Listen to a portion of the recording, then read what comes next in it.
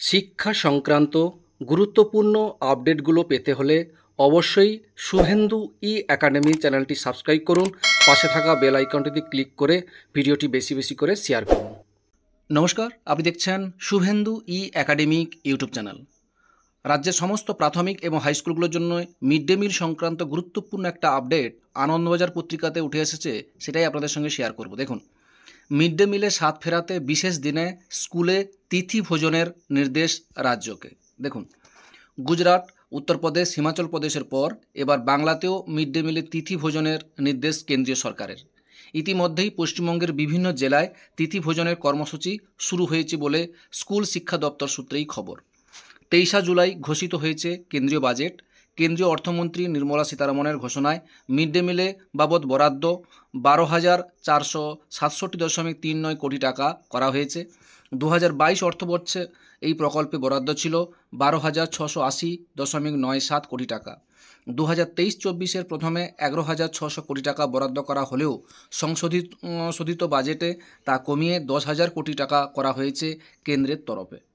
একদিকে mid day মিলে বরাদ্দ কমানো হচ্ছে, অপরদিকে বিশেষ দিন বা পুণ্যতিথি উপলক্ষে অথবা স্থানভিত্তিক অনুষ্ঠান অনুযায়ী শিশুদের মুখে পুষ্টিকর খাবার তুলে দিতে তিথি প্রকল্পের কথা ঘোষণা করা হয়েছে কেন্দ্রীয় সরকার। এখানেই প্রশ্ন তুলেছে শিক্ষক মহলের একাংশ। বিশেষ দিনের তিথিভোজনের আয়োজনের আর্থিক দায়িত্ব নিতে কেউ যদি এগিয়ে না আসে, সেক্ষেত্রে কিভাবে পালিত হবে এই কর্মসূচি?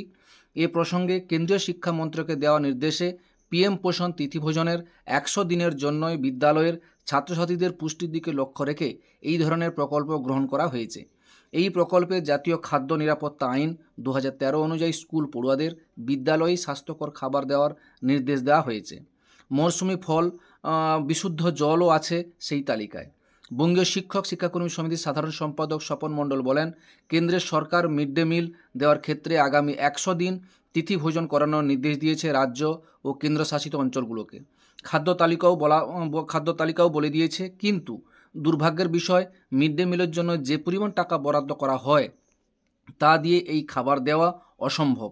শিক্ষা দপ্তরের মিড ডে মিল কর্মসূচির সঙ্গে যুক্ত আধিকারিকদের ব্যাখ্যা, এই কর্মসূচি বাধ্যতামূলক নয়। স্থানীয় স্তরে কমিউনিটিকে যুক্ত করে শিশুদের জন্য পুষ্টিকর খাদ্যের বন্দোবস্ত করার একটা উদ্যোগ।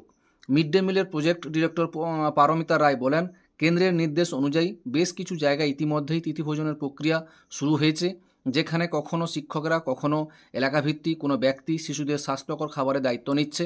যদিও শিক্ষক মহলের একাংশের বক্তব্য, মিড ডে মিলে যে খাবারের টাকা বরাদ্দ করা হয়েছে তাতে পুষ্টিকর মুখরোচক খাবার দেওয়া যথেষ্ট কঠিন। সেই জায়গায় দাঁড়িয়ে স্কুল ছুট এবং মিড ডে মিলের প্রতি আকর্ষণ বাড়াতে এই কর্মসূচি কেন্দ্রের। যাদবপুর বিদ্যাপীঠের প্রধান শিক্ষক পার্থপ্রতিম বৈদ্য বলেন, একঘেয়েমি খাবার খেয়ে যাতে স্কুলের প্রতি পড়ুয়ারা আগ্রহ না হারায়, তাই ভিন্ন স্বাদের পুষ্টিকর খাবার তুলে দিতে এই উদ্যোগ বলেই ঘোষণা করা হয়েছে। এই ছিল একটা আপডেট, আমাদের সঙ্গে শেয়ার করলাম। ভিডিওটি দেখার জন্য অসংখ্য ধন্যবাদ।